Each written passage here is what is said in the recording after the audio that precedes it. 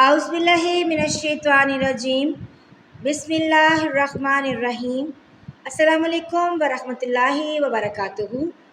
Welcome back to my YouTube channel नबी की बातें Urdu status. नाज़रीन व सामईन, अल्हम्दुलिल्लाह हमने सीरतुन नबी सल्लल्लाहु अलैहि वसल्लम कदम ब कदम पढ़ने का जो सिलसिला शुरू कर रखा है उसके हमने 97 अबवाब पढ़ लिए हैं। आज हम पढ़ेंगे बाब नंबर 98। उन्वान है मक्का की तरफ कूच।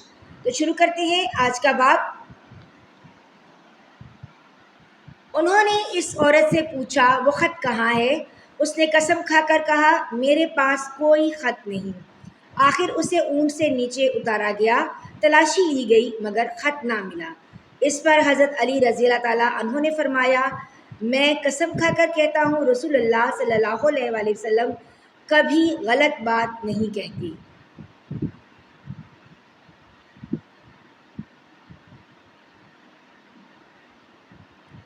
जब उस औरत ने देखा कि ये लोग किसी तरह नहीं मानेंगे तो उसने अपने सर के बाल खोल डाले और उनके नीचे छुपा हुआ ख़त निकालकर उन्हें दे दिया। बहरहाल इन हजरात ने ख़त लाकर हजूर सल्लल्लाहु अलैहि वसल्लम की खिदमत में पेश किया। ख़त हज़रत हातिब बिन अबी हल्ता रज़ी अल्लाह ताला अन्हु ने लिखा था और इसमें दर्ज था कि अल्लाह के रसूल सल्लल्लाहु अलैहि वसल्लम ने जंग की तैयारी शुरू कर दी है और ये तैयारी ज़रूर तुम लोगों के ख़िलाफ़ है।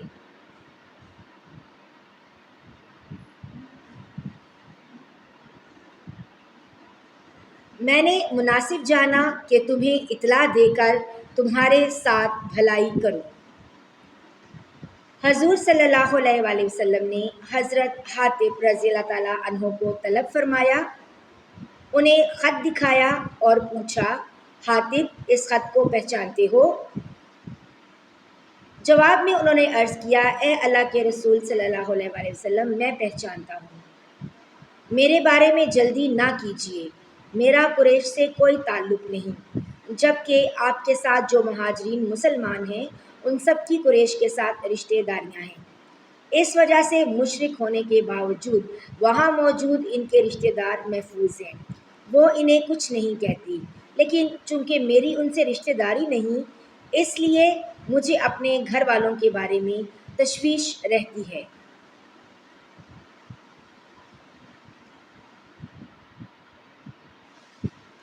मेरी बीवी और बेटा वहाँ फंसे हुए हैं, सो मैंने सोचा इस मौके पर कुरैश पर ये एहसान कर दूँ ताकि वो मेरे घर वालों के साथ जुल्म ना करें और बस। इस ख़त से मुसलमानों को कोई नुकसान नहीं पहुँच सकता। कुरैश पर अल्लाह का कहर नाजिल होने वाला है। उनकी बात सुनकर हज़रत सल्लल्लाहु अलैहि वसल्लम ने अपने सहाबा रज़ी अल्लाह ताला अन्हुम से फरमाया तुमने हातिब की बात सुनी, उन्होंने सब कुछ सच सच बता दिया है, अब तुम लोग क्या कहते हो? इस पर हज़रत उमर रज़ी अल्लाह ताला अन्हु ने अर्ज़ किया ए अल्लाह के रसूल सल्लल्लाहु अलैहि वसल्लम मुझे इजाज़त दीजिए कि इस शख्स का सर कलम कर दूं क्योंकि ये मुनाफिक हो गया है। हज़रत सल्लल्लाहु अलैहि वसल्लम ने इरशाद फरमाया ए उमर ये शख्स उन लोगों में से है जो ग़ज़वा बदर में शरीक हुए थे, और उमर तुम्हें क्या पता मुमकिन है अल्लाह ताला ने अहले बदर से ये फरमा दिया हो कि जो चाहे करो, मैंने तुम्हारी मग़फ़रत कर दी है। नबी अकरम सल्लल्लाहु अलैहि वसल्लम का ये इरशाद मुबारक सुनकर हज़रत उमर रज़ी अल्लाह ताला अन्हु की आंखों में आंसू आ गए। उधर अल्लाह ताला ने सूरह अल-मुम्तहिना की ये आयत नाजिल फरमाई। तर्जुमा ए ईमान वालो तुम मेरे दुश्मनों और अपने दुश्मनों को दोस्त मत बनाओ कि उनसे दोस्ती का इजहार करने लगो, हालांकि तुम्हारे पास जो दीन आ चुका है वो उसके मुनकर हैं। वो रसूल को और तुम्हें इस बिना पर शहर बदर कर चुके हैं कि तुम अल्लाह ताला पर ईमान ले आए हो। इसके बाद हज़रत सल्लल्लाहु अलैहि वसल्लम ने मदीना मुनव्वरा से कूच फरमा दिया। मदीना में अपना कायम मकाम ابو حضرت رحم کلثوم ابن حسن انصاری رضی اللہ تعالیٰ عنہ کو بنایا۔ آپ صلی اللہ علیہ وآلہ وسلم 10 رمضان المبارک کو مدینہ منورہ سے روانہ ہوئے۔ اس غزوے میں حضور صلی اللہ علیہ وآلہ وسلم کے ساتھ 10,000 صحابہ تھے۔ یہ تعداد انجیل میں بھی آئی ہے۔ وہاں یہ کہا گیا ہے کہ وہ رسول 10,000 کرسیوں کے ساتھ فاران کی چوٹیوں سے اترے گا۔ اس موقع پر مہاجرین اور انصار میں سے کوئی پیچھے نہیں رہا تھا۔ ان کے ساتھ 300 گھوڑے اور 900 اونٹ تھے۔ ان مقدس صحابہ کے علاوہ راستے میں کچھ قبائل بھی شامل ہو گئے تھے۔ اس سفر میں روزوں کی رخصت کی اجازت بھی ہوئی، یعنی جس کا جی چاہے سفر میں روزہ رکھ لے، جو رکھنا نہ چاہے وہ بعد میں رکھے۔ اس طرح سفر اور جنگ کے موقعوں پر یہ اجازت ہو گئی۔ سفر کرتے کرتے آخر لشکر مرز زہران کے مقام پر پہنچ گیا۔ اس مقام کا نام اب بطن مرد ہے۔ لشکر کی روانگی سے پہلے چونکہ آپ صلی اللہ علیہ وآلہ وسلم نے یہ دعا فرمائی تھی کہ قریش کو اسلامی لشکر کی آمد کی خبر نہ ہو، اس لیے انہیں خبر نہ ہو سکی۔ مرد زہران کے مقام پر پہنچ کر رات کے وقت مسلمانوں نے آگ جلائی۔ چونکہ 12,000 کے قریب تعداد تھی، اس لیے بہت دور دور تک آگ کے الاؤ روشن ہو گئے۔ جس وقت یہ لشکر مدینہ منورہ سے روانہ ہوا تھا، اسی وقت حضور صلی اللہ علیہ وآلہ وسلم کے چچا حضرت عباس رضی اللہ تعالیٰ عنہ مکہ سے ہجرت کر کے مدینہ منورہ کی طرف روانہ ہوئے تھے تاکہ نبی کریم صلی اللہ علیہ وآلہ وسلم کے پاس پہنچ کر اسلام قبول کرنے کا اعلان کر دیں۔ لیکن نبی کریم صلی اللہ علیہ وآلہ وسلم سے ان کی ملاقات راستے ہی میں ہو گئی۔ یہ ملاقات مقام جحفہ پر ہوئی تھی۔ حضرت عباس رضی اللہ تعالیٰ عنہ یہیں سے آپ صلی اللہ علیہ وآلہ وسلم کے ساتھ چل پڑے۔ انہوں نے اپنے گھر کے افراد کو مدینہ منورہ بھیج دیا۔ اس موقع پر اللہ کے رسول صلی اللہ علیہ وآلہ وسلم نے ان سے فرمایا، اے چچا، آپ کی یہ ہجرت اسی طرح آخری ہجرت ہے جس طرح میری نبوت آخری نبوت ہے۔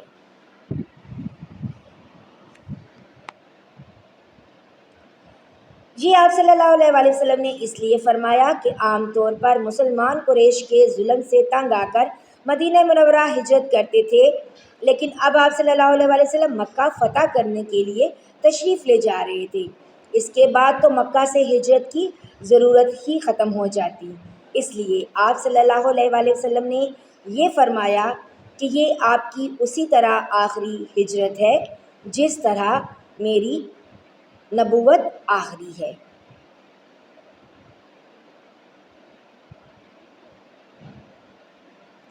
آپ صلی اللہ علیہ وآلہ وسلم کے اس فرمان سے آپ صلی اللہ علیہ وآلہ وسلم کے بعد نبوت کا دعویٰ کرنے والوں کا مکمل طور پر رد ہو گیا۔ ختم نبوت زندہ باد۔ حضرت عباس رضی اللہ تعالیٰ عنہ اس خیال سے مکہ کی طرف چلے کہ قریش کو بتائیں اللہ کے رسول صلی اللہ علیہ وآلہ وسلم کہاں تک آ چکے ہیں، اور قریش کے حق میں بہتر ہے کہ مکہ معظمہ سے نکل کر پہلے ہی آپ کی خدمت میں حاضر ہو جائیں۔ ادھر یہ اس ارادے سے نکلے، ادھر ابو سفیان، حدیل بن ورقہ اور حکیم بن حزام حضرت صلی اللہ علیہ وآلہ وسلم کے متعلق خبریں حاصل کرنے کے لیے نکلے، کیونکہ اتنا ان لوگوں کو اس وقت معلوم ہو گیا تھا کہ حضرت صلی اللہ علیہ وآلہ وسلم نے لشکر کے ساتھ مدینہ منورہ سے کوچ فرمایا ہے، لیکن انہیں یہ معلوم نہ ہو سکا تھا کہ آپ صلی اللہ علیہ وآلہ وسلم کس طرف گئے ہیں۔ اب جو یہ باہر نکلے تو ہزاروں جگہوں پر آگ روشن دیکھی تو بری طرح گھبرا گئے۔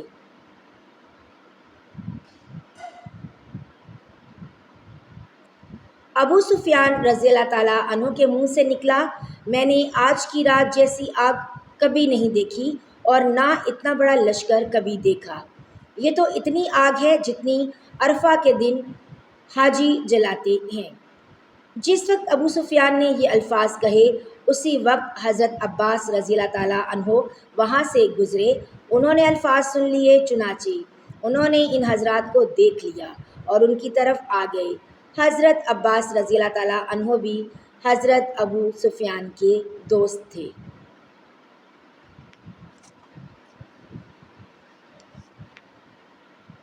ابو حنظلہ یہ تم ہو؟ حضرت عباس رضی اللہ تعالیٰ عنہ بولے۔ ابو حنظلہ ابو سفیان کی کنیت تھی۔ ہاں یہ میں ہوں، اور میرے ساتھ بدیل بن ورقہ اور حکیم بن حزام ہیں۔ تم کہاں؟ جواب میں حضرت عباس رضی اللہ تعالیٰ عنہ نے کہا، اللہ کے رسول صلی اللہ علیہ وآلہ وسلم تمہارے مقابلے میں اتنا بڑا لشکر لے آئے ہیں، اب تمہارے لیے فرار کا کوئی راستہ باقی نہیں رہا۔ ابو سفیان یہ سن کر گھبرا گئے اور کہنے لگے، اب قریش کا کیا ہوگا؟ کوئی تدبیر بتاؤ۔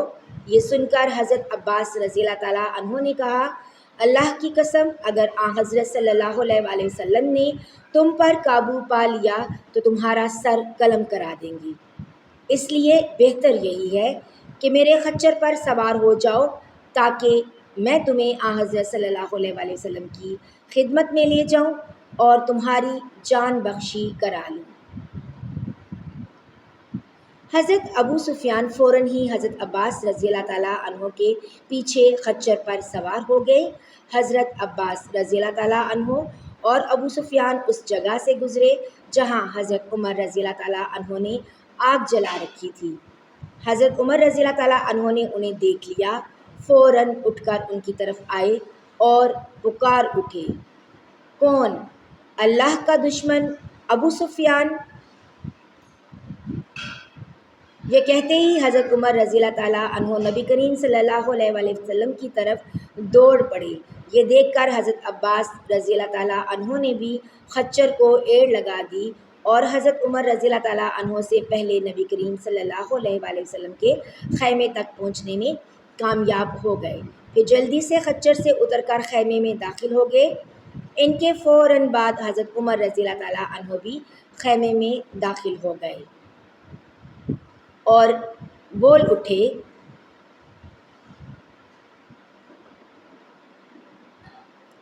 یا رسول اللہ صلی اللہ علیہ وآلہ وسلم، یہ دشمن خدا ابو سفیان ہے۔ اللہ تعالیٰ نے اس پر بغیر کسی معاہدے کے ہمیں قابو عطا فرمایا ہے، لہٰذا مجھے اجازت دیجیے کہ میں اس کی گردن مار دوں۔ مگر اس کے ساتھ ہی حضرت عباس رضی اللہ تعالیٰ عنہ نے فرمایا، اے اللہ کے رسول، میں انہیں پناہ دے چکا ہوں۔ اب منظر یہ تھا کہ حضرت عمر رضی اللہ تعالیٰ عنہ ننگی تلوار سونتے کھڑے تھے کہ ادھر حکم ہوا ادھر وہ ابو سفیان کا سر قلم کر دیں۔ دوسری طرف حضرت عباس رضی اللہ تعالیٰ عنہ کہہ رہے تھے، اللہ کی قسم آج رات میرے علاوہ کوئی شخص اس کی جان بچانے کی کوشش کرنے والا نہیں ہے۔ ناظرین و سامعین، یہاں پر آج کا باب اختتام پذیر ہوا۔ اگر آپ ویڈیو دیکھتے ہوئے یہاں تک آپ پہنچے ہیں تو ویڈیو لائک اور شیئر کر دیجیے گا۔ چینل پر نئے ہیں تو چینل کو سبسکرائب کر دیجیے گا۔ اللہ تعالیٰ میرے اور آپ کے مرحومین کی بلا حساب مغفرت فرمائے اور انہیں جنت الفردوس میں اعلیٰ مقام عطا فرمائے، آمین یا رب العالمین۔ اللہ حافظ۔